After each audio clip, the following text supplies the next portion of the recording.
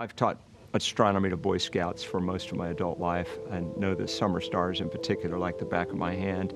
And I've sought out, I've lived in the Mojave Desert for 8 years, and I would go away from the lights there, even as meager as they might be, to lay on top of a car and just swim, in the universe. So I've always loved the night sky and the stars. And so on my very first shuttle flight, both of my shuttle flights, we took some time.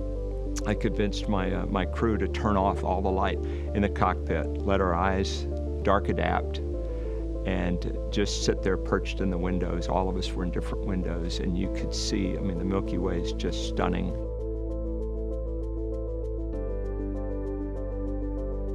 Of course, the lights don't flicker, they're steady, because they're not coming through the dust and coming through the atmosphere. As you really adjust, you start to sense the very subtle colors that are in the stars. A little bit of reddish, a little bit of bluish, blue-white. And that was, really neat for me to see. The space shuttle was incredibly busy, though, and you don't get much time to look out the windows. It was having the downtime. So you work really hard. The Monday through Friday was a blur. Working late, you're living at work, there's always more to do.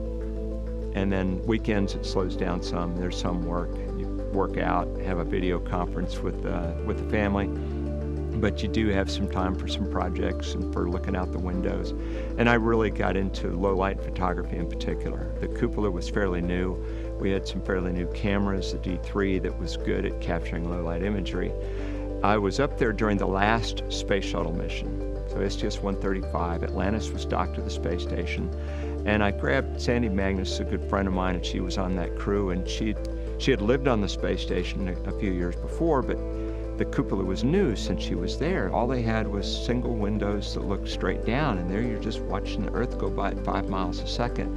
You haven't looked out the cupola yet. Come on, come with me. I've got so much to do. No, Sandy, you have got to see this.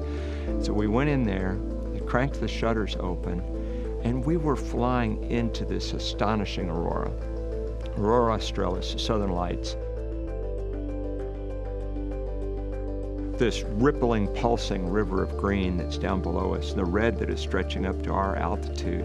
It's like, it was just breathtaking. And I had not practiced any low light photography up to that point, but I knew right then that I had to figure out how to capture this, and so I started working on that.